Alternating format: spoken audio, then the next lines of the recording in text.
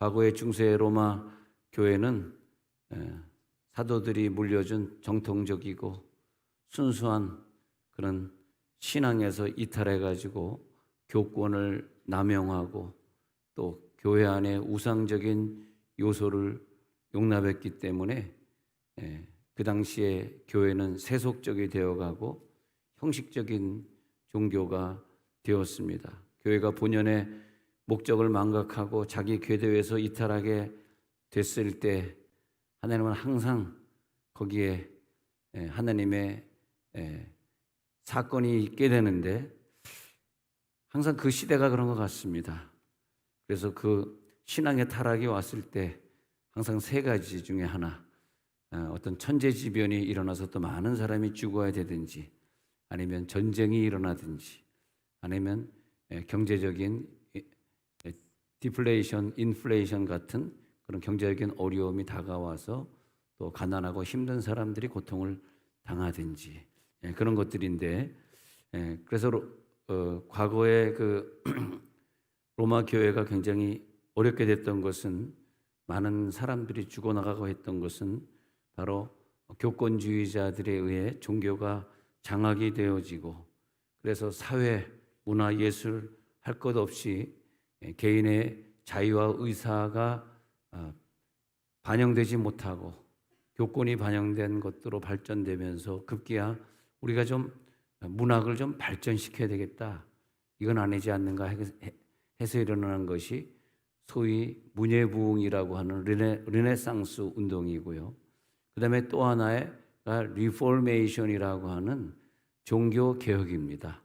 그래서 문예부흥은 사람의 인격을 찾아가는 그런 예술을 다시 만들자라는 운동이었고, 그래서 인간은 인간으로 인간화가 되자, 인간성을 찾자, 인간으로 돌아가자라는 르네상스와, 그 다음에 중요한 것은 종교가 개혁돼야 된다. 이렇게 가면 하나님이 계속 우리나라를 치실 것이다. 이 시대에 계속 고통을 주실 것이다. 이걸 막기 위해서는 우리가 리포메이션이라고 하는 종교를 새롭게 해야 된다. 그래서 그 종교 개혁 운동은 결국은 뭐냐 하니까 다시 사도행전으로 돌아가자. 다시 말씀으로 돌아가자.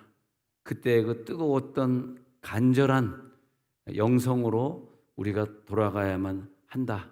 안 그러면 하나님이 우리나라를 용서하지 않으실 것이다. 우리나라 정치도 좀 그런 것 같아요. 우리가 볼 때는 뭐 그분이 내 고향이니까 무조건 편 들어주고 무조건 표 찍어주고 사실 그러고 있지만은, 어떤 정치가가 들어왔든지 그 정치가가 하나님의 뜻에, 그것이 자기가 잘못하고 있는지 안 하고 있는지도 모르지만 뭐 그냥 부처상을 막 청와대에 갖다 놨을 때 뭐 총격 사건이 일어나질 않나, 또 뭐 하나님 뜻대로 살지 않을 때 막 배가 뒤집혀지지 않나, 뭐 그런 사건들이 있는, 뭐 그분이 잘못했다는 것이 아니라 정치가가 그런 것 같습니다. 그래서 그분들을 늘 하나님이 깨우치려고, 그래서 지금 이 태풍을 보면서 우리가 더 열심히 기도해야 되는 것은, 이 정치 세계를 바라보면서 우리가 이 나라를 위해서 이 나라의 무고한 시민들이 죽지 않도록 정말 그렇게 정치에 관심이 많으시다면, 저는 관심이 없지만 여러분들이 정치에 정말 관심이 많으신 그 계통에 계신 분이라면 교회 나와서 기도하십시오. 그래서 이 나라가 그런 사람의 물에 빠져 죽지 않는 일들이 생기도록 이렇게 기도해 주셔야 됩니다. 그것이 진정한 나라를 위한 길이다, 그런 생각이 듭니다. 그래서 그런 어려움이 있을 때마다 하나님은 일은 위에 있는 교권에서 저질렀지만 해결은 항상 밑에서 사람을 찾으셨어요. 그래서 루터 같은 신실한 일꾼을 찾으시고 또 요한 칼빈 같은 개혁자들을 찾으시는 거죠.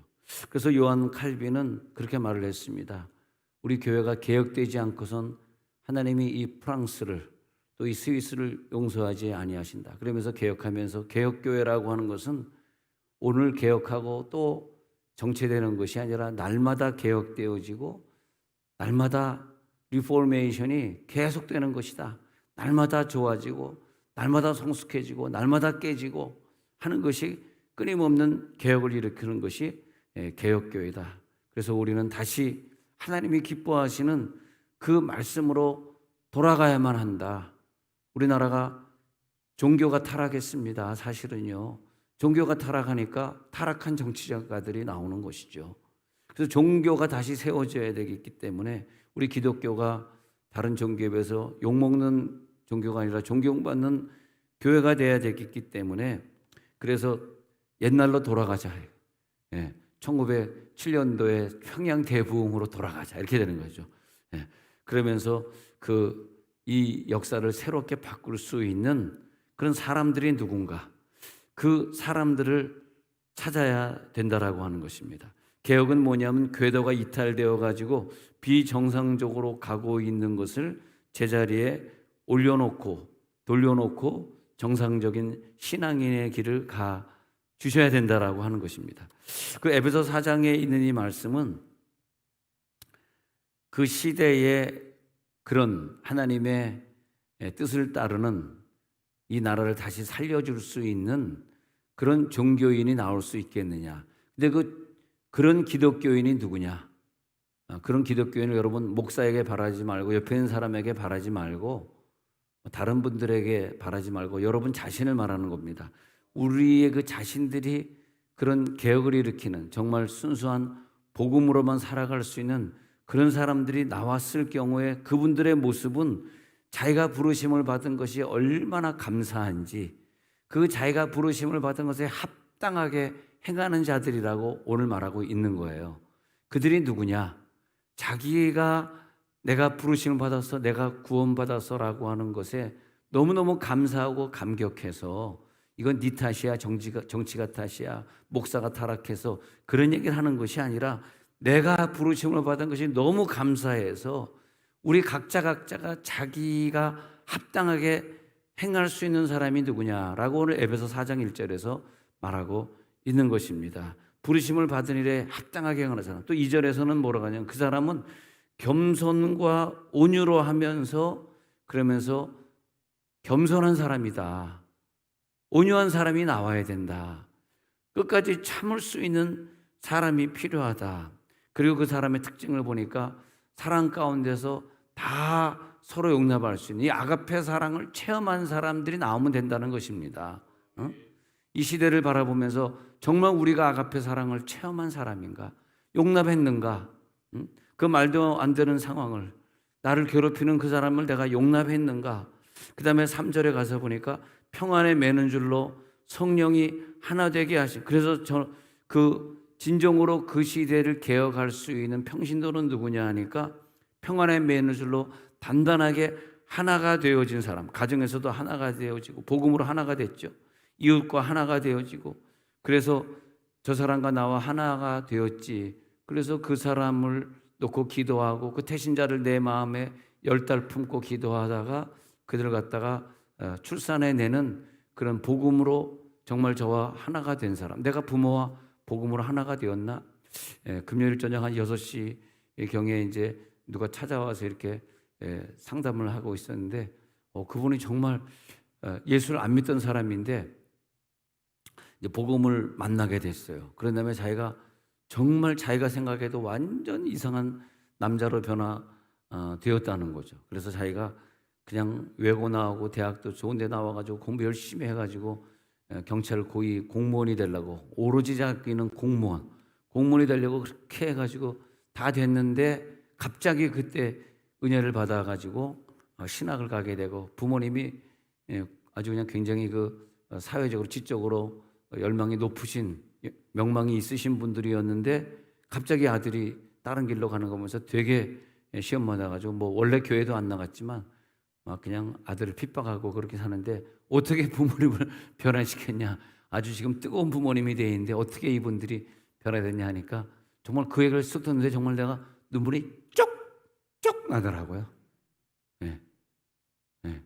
그 방 안에 뭐가 지금 싸움이 있었는지 지금 유리가 깨져가지고 방 안에 이렇게 깨진 유리가 있었는데 자기가 그 일을 걸었답니다. 내가 어떻게 해야 부모님이 지옥 안 가고 천국 가겠습니까? 내가 어떻게 해야 당신이 변화되겠습니까? 그리고 울면서 그 길을 걸었대. 야, 그래서 내가 이번에 힌트를 하나 얻었어. 태신자들 위해 맥주병 하나씩 들고 가자. 어? 어. 그리고 사람 찌르는 게 아니라 그 맥주병을 깨가지고 어떻게 해야 네가 맥주를 끊겠어? 내가 어떻게 해줘야지 네가 이 술을 끊겠어? 어? 그래가지고 맥주병을 깨가지고 바닥에 확 깨트려 버리고 아예 교회에서 오늘 맥주병 하나 나눠줍시다 하나씩. 그리고 그 맥주병에 깨진 유리 위를 걸으면서 피가 철철 나면서 발바닥에 다 망가지도록 걷는 거야. 오늘 아멘 안 나오겠네. 오늘도 아멘 안 나오는 날이네요. 여느 때와 다름없이. 예. 큰일 나겠습니다. 아멘 나왔다가. 그리고 내가 어떻게 해야 당신이 교회 나오겠어? 내가 어떻게 해야 당신이 이 담배를 끊겠어? 내가 어떻게 해야 내가 당신이 정말 열심히 있는 사람이 되겠어? 왜 이렇게 예수를 안 믿어? 왜 이렇게 신앙이 성장하지 않아? 30년 믿었는데 이거밖에 안 돼? 할렐루야. 받아 적으세요. 그대로 하시기 바랍니다. 그래가지고 남편이 부모님이 거기서 그날 이후로 교회를 나왔대. 알겠다. 교회 나갈게. 얼마나 아들을 사랑했으면 말이야. 예? 그래가지고 지금 예수를 얼마나 열심히 믿으시는지 이제 와서 야, 네가 공무원이 돼가지고 성공하기를 내가 바랬는데 네가 목사가 된 게 너무 자랑스럽고 너 때문에 우리가 같이 천국 가게 돼서 이렇게 열심히 교회 사는 것이 그렇게 와서 감사할 때 그게 진짜 감사인 것 같아. 예? 그랬다 그럽니다. 신학을 하게 되면서 내가 너를 어떻게 공부시켰는데 막 그러니까 알았어요. 그리고 매달 신학을 하면서 매달 돈을 벌어가지고 200만 원씩 부모님에게 갖다 바쳤답니다. 내가 절대 실패한 게 아니라고.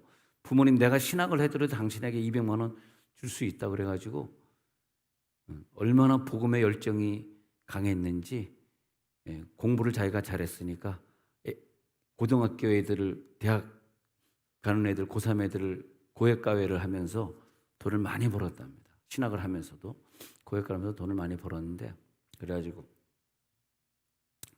지금 학원이 몇 명이냐 하니까 지금 학원이 한 7, 80명 된대요. 그래가지고 학원생들이 한 30만 원씩 내면 한 2천만 원 정도 수입이 들어오는데 그래가지고 지금도 학원을 운영하면서 왜 학원 운영하나 그랬더니 한 영혼이라도 전도하려고. 그래서 학원 해가지고 애들을 전부 변화시킨 거야. 네, 변화시킨 거야. 아니 어떤 애가 중학교 2학년짜리가 여자가 길거리에서 울고 있더라는 거야. 그래서 여자애한테 너 왜 우니 그랬더니 자기가 너무 어려워서 운다는 거야. 그래서 걔를 데리고 그 중학교 2학년이가 한 10년 딱 10년 됐네요. 10년 동안 걔를 제자시켜가지고 결국은 저희 집의 며느리로 삼게 됐잖아요. 걔가 어렵구나. 말이 어려워. 그래서 우리 아들 여기서 결혼식 할 때 그 남녀애들이 막 해가지고 막 춤추면서 막 사랑해 뭐 해가지고 애들이 춤췄잖아요. 결혼식에 안 왔구나. 담임 목사들 결혼식에도 안 왔어? 그래가지고 애들이 막 춤. 그래서 난 걔들 보면서 깜짝 놀랐어. 결혼 전에 한 100명의 청년들이 앉아 있는 거야. 100명의 애들. 아니 이거 한 교회에서 왔어요? 한 교회에서 왔다는 거 한 교회에서. 그래? 그러면서 내가 좀 결혼 전에 좀 걔네들 일찍 왔길래 청년들에게 내가 교육을 시켰지. 여러분들이 대한민국 교회 부흥을 일으킬 주역들은 그네들이 다 100% 예수 안 믿는 애들인데 거의 99% 학원 다니다가 학원에서 저 선생한테 배워가지고 예수 믿게 됐다는 거야. 그래서 그 교회는 작년보다 청년이 더 많아요. 그 걔네들이 앞에 나와가지고 뭐 빨랑빨랑 사랑해 했잖아. 이래도 이해를 못하겠어. 이렇게 했잖아 그때. 그래가지고 쟤네들이 저렇게 특성을 저렇게 잘해줬어. 알고 봤더니 이 친구가 자기가 예수 안 믿다가 20대에 변화돼가지고 얘네들 그냥 엄청난 360일 저녁 9시에 교회 나와서 기도하라 그러는데 청년들이 얼마나 바쁩니까? 취준생일 것이고 또 자기네들을 해야 될 일이 맞아. 한 명도 안 빼놓고 밤 9시마다 나와서 방언으로 2시간씩 기도하고 간대요. 그래서 내가 미쳤구나. 미쳤구나 다음에 뭐라 그러냐면 부럽구나. 부럽구나. 그랬습니다.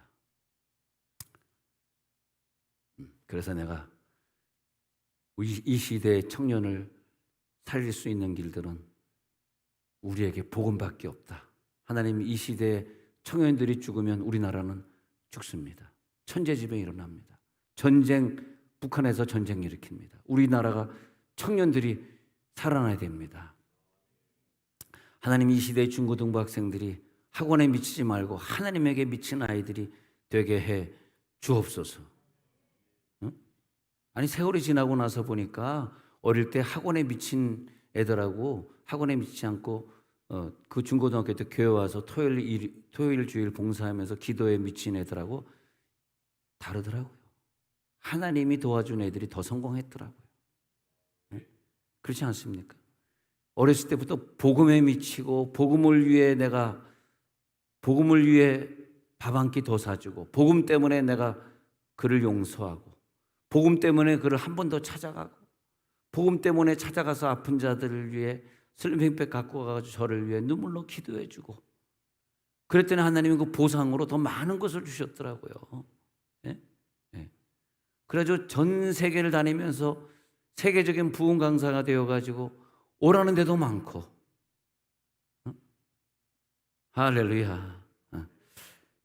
그래서 하나님은 누가 대체 이 일을 해줄까 하다가 찾은 것이 사도 바울이거든요. 사도 바울 같은 사람 하나님이 찾은 거야.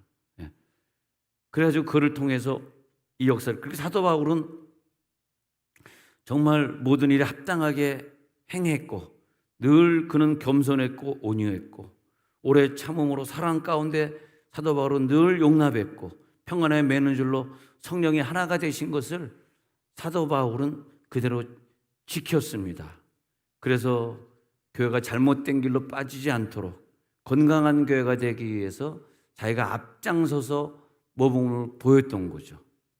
이 시대에 그 앞장서서 자기가 이런 생명운동, 연합운동, 희생의 운동을 일으킬 수 있는 그런 사람을 찾고 있는 거죠. 그런 사람이 이 시대에 필요한 거죠. 하나님께서 하나님의 일을 하시는데 사람을 찾으셔야 되고 그 사람을 만나서 그 사람을 하나님이 도와줘서 그 사람에게 남다른 똑같은 성령을 받은 게 아니에요. 똑같은 은사를 체험한 게 아닙니다, 여러분. 남다른 은사를 체험해야 돼. 옆에 있는 사람이 체험한 것보다 더 센 은사를 체험해야지 주님 만나는 순간까지 이 복음을 들고 어떻게 하면 저 영혼을 변화시킬 수 있을까? 어떻게 하면 이 복음을 가지고 저 영혼에게 이 복음을 전달할 수 있을까? 눈물로 매일같이 그 태신자를 품고 기도하는 그런 사람을 하나님이 만나셔야 하고 하나님은 지금도 그 사람을 찾는 여행을 계속 하실 것입니다. 이 종교가 개혁돼야 되는데 우리나라 기독교가 개혁돼야 됩니다. 개혁되기 위해서 인물을 찾으셔. 제가 지난달에 그 미국에 있는 댈러스 교회 10,000명이 넘는 유명한 연합감리교회인데 미국 교회인데 그 미국인 교회에서 지난 한 달 전에 투표를 하면서 계속이 동성애를 합법화하는 이 감리교회 지금 연합교회가 동성애 합법화했거든요. 나라에서 하니까 할 수 없이 하는 거예요.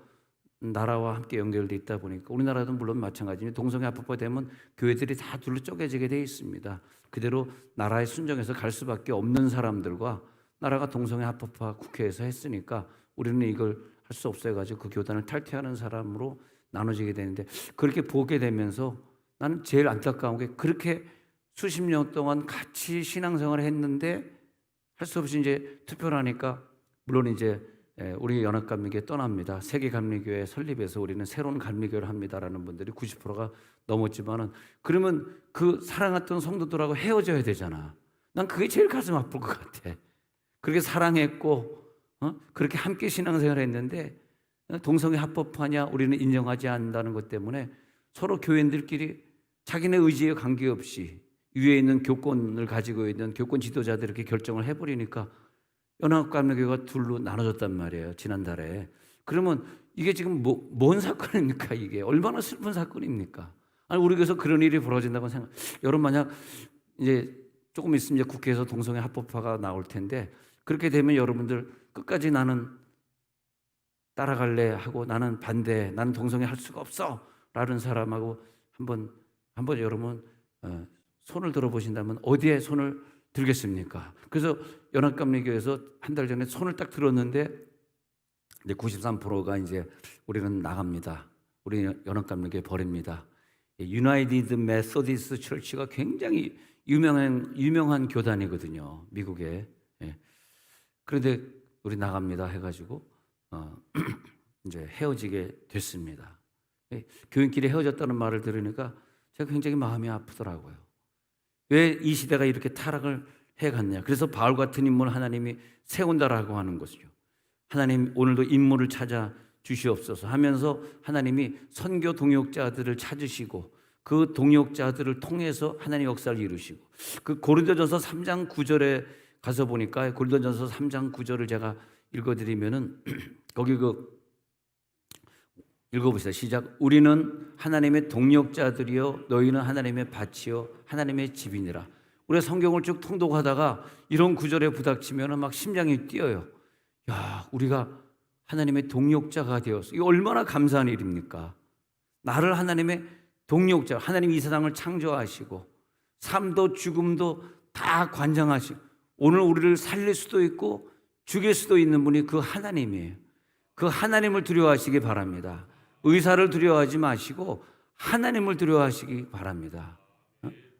의사를 의존하지 말고 하나님을 의존해야 돼. 그게 우리가 사는 길이야. 그 생사화복을 주관하시는 그 하나님의 동역자가 됐다는 게 얼마나 감사합니까? 얼마나 감사해요. 우리는 동역자가 되었습니다. 네. 그래서 이 동역자 쉬네라는 헬라어를 찾아보니까요, 함께 불임을 당하면서 같은 일을 하는 사람, 함께 같은 일을 하고 같은 길을 가는 그런 사람, 얼마나 감사합니까? 서로 하나님과 나오는 경쟁자가 아니고 위아래가 아니라 동역자, 하나님과 같은 수준에서, 즉 우리를 하나님 만들어 주시고 신을 만들어 주시고, 할렐루야, 하나님처럼. 그러니까 내 마음에 합한 자다, 넌 하나님과 똑같은 자다 그러듯 하나님과 똑같은 자로 하나님이 우리를 사용해 주시고, 아담과 하와가 범죄에서 잃어버렸던 그 하나님이 주셨던 놀라운 초인간적인 능력을 예수님이 오셔서 다시 성령을 받으라 해가지고 내 속에 성령이 오신 다음에 그 초인간적인 능력을 하나님이 주시고 하나님의 일꾼이 되실지어다, 하나님의 동역자가 되실지어다. 그래서 고린도전서 4장 1절로 한 장 넘어가서 고린도전서 4장 1절에 가서 보면은 우리를 어떻게, 자 읽어보겠습니다. 시작. 사람이 마땅히 우리를 그리스도의 일꾼이요 하나님의 비밀을 맡은 자로 여길지어다. 야, 우리가 그리스도의 일꾼이 돼. 우리가 어떤 사람은 80에 천국 갈 수도 있고 90에 천국 갈 수도 있는데 그 죽는 그날까지 이 복음을 들고 한 명이라도 더 내 마음에 품고 태신자로 품고 그 영혼을 위해 우리들이 기도할 수 있는 그 일꾼이 되었다는 거, 비밀을 맡은 자로 되었다는 거, 이 축복을 마음껏 누리시기 바랍니다. 다른 게 복이 아니에요. 그것보다 더 돈이 중요하게 생각되거나 그것보다 더 내 아이가 중요하게 생각되면 그 사람은 하나님의 비밀을 맡은 자 아니에요. 하나님의 동역자 아니에요. 하나님의 동역자는 오직 복음을 생각하니까 다른 돈이나 직장이나 이런 것이, 내 학원이 덜 중요하게 생각돼야 돼. 우리 교회는 그렇게 돼야만 우리나라를 살릴 수 있습니다. 우리 교회에 있는 아이들은 그런 아이들로 여러분들이 키워주셔야만 우리나라를 태풍에서 막아낼 수 있는 겁니다. 기억해 주시기 바랍니다. 그렇게 되는 거거든요. 그래서 베드로전서 2장 9절에 나오잖아요. 이 세 가지가 나오는데 베드로전서 2장 9절에 보면은 1번은 택하신 족속이요, 2번은 왕같은 제사장이요, 3번은 거룩한 나라가 되는 거야. 할렐루야. 나는 택하신 족속이야, 나는 왕같은 제사장이야, 나는 거룩한 나라야. 아니 이것보다 더 큰 축복이 어디 있어요. 나 여러분들이 꼭 천국에 꼴이나 하기를 바랍니다. 택하신 족속이야, 왕같은 제사장이야, 거룩한 나라야. 하나님 나에게 이런 열심을 가지고 살게 하옵소서. 한 영혼이라도 더, 한 영혼을 놓고 밤새 철야하며 기도하는 거야. 그 영혼이 제발 변화되게 하옵소서. 한 영혼을 위해서 하나님, 내가 저 영혼을 위해서 100번까지는 모르지만 10번을 내가 찾아가겠습니다. 저 식당 주인 한번 밥 먹다가 얘기를 텄는데, 교회 다니다가 요즘 대전에 교회 다니다가 이사 와가지고 안 다닌다는 저분이 있는데, 제가 10번까지 저희 가서 먹겠습니다. 계속 가가지고 먹는 거야. 예.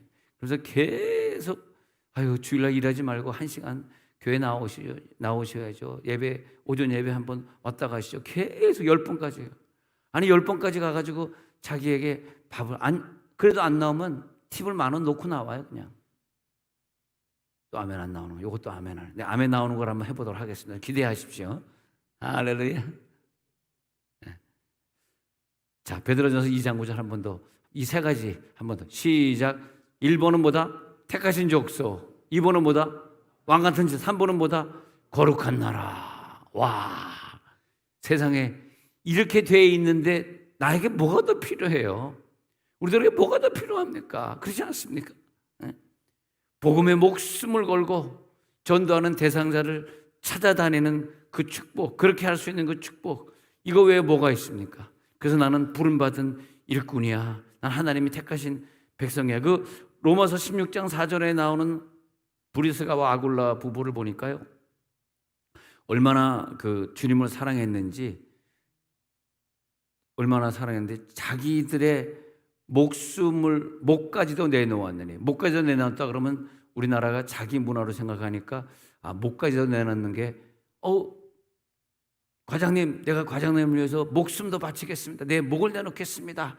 이렇게 말할 때 목까지도 내놓았는데 그런 문화로 생각하잖아요. 근데 이 히브리 문화에서 또 이 당시에 로마의 핍박을 받던 이런 문화에서 목까지 내놓았다는 이 표현은 어느 때 쓰는 헬라어 표현이냐 하면은, 단두대에 가가지고 내 목을 달랑 이렇게 놓고, 달랑 놓고 밑에 칼 위에 칼이 있어가지고 위에서 칼이 뚝 떨어져 띵용 하실 때 띵용 하고 모가지가 댕글댕글 굴러가는 그런 때 쓰는 말입니다. 그러니까 브리스길라 아굴라는 어떤 사람이냐 하면 바울을 위해서 자기 목을 내놓는 사람입니다.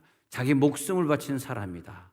그렇게 말하는 거죠. 그래서 브리스길라 아굴라 보니까 얼마나 열심히 했는지 사도행전 18장 24절에 보니까 알렉산드리아에서 난 아볼로라 하는 유대인이 에베소에 이르렀다. 근데 이 사람은 박사고 목사인데 언변도 좋고 성경에 능통하고 성경을 딸딸 외우는 사람이었다는 거예요. 25절에 내려가서 보니까 그가 일찍이 주의 도를 위해 열심으로 예수해 가는 것을 자세히 말해서 많은 사람들이 그 교회에 모여들었다는 거예요.